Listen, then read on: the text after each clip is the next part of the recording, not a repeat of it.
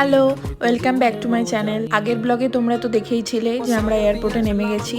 আমরা নর্থ গোয়ার এয়ারপোর্টে নেমেছি। এয়ারপোর্ট থেকে গাড়ি বুক করে আমরা এখন যাব কালাঙ্গুট। ওখানেই আজকে আমাদের হোটেল নেওয়া হয়েছে।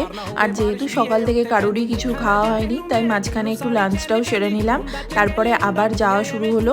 আমাদের হোটেল পৌঁছাতে পৌঁছাতে প্রায় 1টা বেজে গেছিলো। তারপরে আর যেহেতু কোথাও আজ বেরোনোর ছিল না, তাই আমরা এখানে হোটেলের মধ্যে যে পুল ছিল সেইখানেই আমরা এনজয় করছিলাম।